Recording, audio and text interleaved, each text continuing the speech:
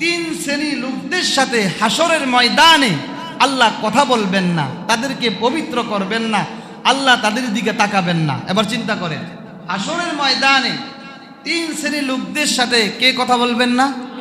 অনেক ঘুমায়, কে কথা বলবেন না? দলিল আল্লাহ রাসূলের হাদিস। عن أبي هريرة رضي الله تعالى عنه قال قال رسول الله صلى الله عليه وسلم আল্লাহ নবী বিশ্ব নবী সাল্লাল্লাহু আলাইহি ওয়াসাল্লামের সাহাবী আবু হুরায়রা রাদিয়াল্লাহু তাআলা আনহু বলেন, সালাসাতুন লা ইউকাল্লিমুল্লাহু ইয়াওমাল কিয়ামাতি ওয়া লা ইউযাক্কিহিম ওয়া লা ইয়ানজুরু ইলাইহিম ওয়া লাহুম আযাবুন আলীম। আল্লাহ নবীর সাহাবী আবু হুরায়রা রাদিয়াল্লাহু তাআলা আনহু বলেন, হাসরের ময়দানে কিয়ামতের দিন আল্লাহ তাআলা তিন শ্রেণীর লোকদের সাথে কথা বলবেন না, তাদেরকে পবিত্র করবেন না, তাদের জন্য রয়েছে শাস্তি। এই তিন শ্রেণীর লোক কারা কারা? আল্লাহ নবী বলেন, শাইখু জানিন, এক নাম্বার হলো যেই সমস্ত মানুষেরা, যেই সমস্ত নরনারীরা বিবাহের পরে মনে করেন দুজন বিবাহিত কিন্তু জিনার মধ্যে লিপ্ত হলো। আল্লাহ নবী বিশ্ব নবী ঘোষণা দিয়েছেন, বিবাহিত হওয়ার পরেও যারা জিনার মধ্যে লিপ্ত হলো, আল্লাহ তাদের সাথে কথা বলবেন না, তাদের দিকে আল্লাহ তাকাবেন না, তাদের দিলটাকে আল্লাহ তাআলা গুনাহ থেকে পবিত্র করবেন না। দুই নাম্বার, ও মালিকুন কাজ্জাব, যেই দেশের মধ্যে রাষ্ট্রপ্রধান, যেই দেশের মধ্যে সরকার, যেই দেশের মধ্যে সরকার মিথ্যা বলবে, কথায় কথা মিথ্যা বলবে, জনগণের সাথে মিথ্যা কথা বলবে, সরকার যদি জনগণের সাথে মিথ্যা বলে, আল্লাহ নবী বলেন ওই সমস্ত রাষ্ট্রপ্রধানের সাথে আল্লাহ কথা বলবেন না, তাদের দিলটাকে আল্লাহ পবিত্র করবেন না, তাদের জন্য রয়েছে যন্ত্রণাদায়ক শাস্তি। তিন নাম্বার, আল্লাহ নবী ঘোষণা দিয়েছেন, ওয়াকাইলুন মুস্তাকবিরিন, যারা অহংকার করবে, অহংকার করে দুনিয়ার মধ্যে চলাফেরা করবে, হাসরের ময়দানে কঠিন মুসিবতের দিন আল্লাহ তাআলা তাদের দিকে তাকাবেন না। আবার চিন্তা করেন, আমি যদি অহংকার করি, এই দিলে দিলেই চিন্তাটা করেন, হাসরের ময়দানে আল্লাহ কিন্তু আমার সাথে কথা বলবেন না। ঠিক কিনা বলেন? আমাদের সমাজে এই তিনটা বিষয় আছে। মানুষ অহংকার করে, রাষ্ট্রপ্রধান মানুষের সাথে মিথ্যা কথা বলে, এবং বিবাহিত নারী পুরুষ জিনার মধ্যে লিপ্ত হয়। ঠিক কিনা বলেন? মনে রাখবেন, এই বদগুণ যার মধ্যে থাকবে, রাসূলের হাদিস যদি সত্য হয়ে থাকে, আল্লাহ তাআলা হাসরের ময়দানে এই তিনটা অপরাধ করার কারণে আল্লাহ তাদের সাথে কথা বলবেন।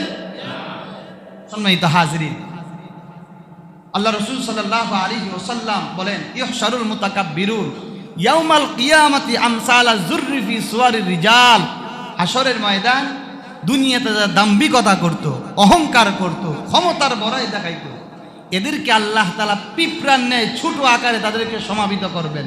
ইয়াগশাহুমুজ যুল্লু মিন কুল্লি মাকানিন, তাদের চতুর্দিক থেকে লাঞ্ছনা অপমান দিতে থাকবে।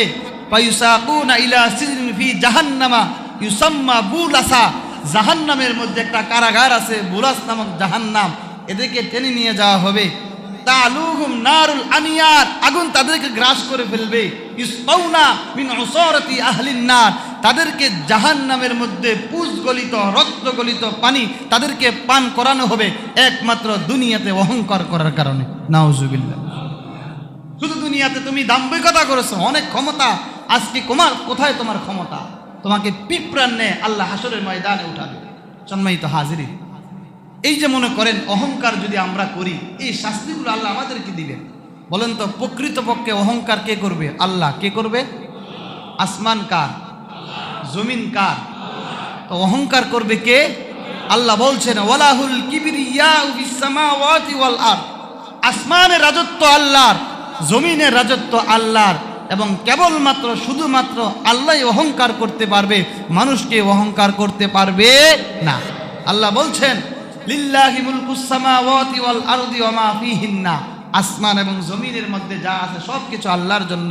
ওয়ালিল্লাহি মা ফিস সামাওয়াতি ওয়া মা ফিল আরদ ওয়া কানা আল্লাহু বিকুল্লি শাইইন মুহীতা, আসমান আল্লাহর, জমিন আল্লাহর, সবকিছু আল্লাহর, অহংকার করবেও আল্লাহ। আল্লাহ রাসূলের হাদিসের মধ্যে আল্লাহ রাসূল বলছেন, আন আবি হুরায়রা রাদিয়াল্লাহু তাআলা আনহু قال قال رسول الله صلى الله عليه وسلم আল কিবরিয়াউ রিদাই ওয়াল আজমাতু ফি ইজারি ফামান নাযাআনি ওয়াহিদা মিনহুমা ওয়াযাবতুহু ফিন্নার। আবু হুরাইরা রাদিয়াল্লাহু তাআলা আনহু বর্ণনা করেন যে আল্লাহ তাআলা বলছেন, আল কিবরিয়াউ, অহংকার হলো, রিদাই, আমার চাদর, ওয়াল আজমাতু, বরত্ব হলো, ইজারি, আমার মহত্ব এবং বরত্ব হলো আমার লুঙ্গি। ফামান নাজা আনি ওয়াহিদা মিনহুমা, এই দুইটা বিষয় নিয়ে যে ঝগড়া করবে, আল্লাহ বলেন কযবতুহু ফিন্নার, আমি অবশ্যই তাকে জাহান্নামে নিক্ষেপ করব। নাউজুবিল্লাহ।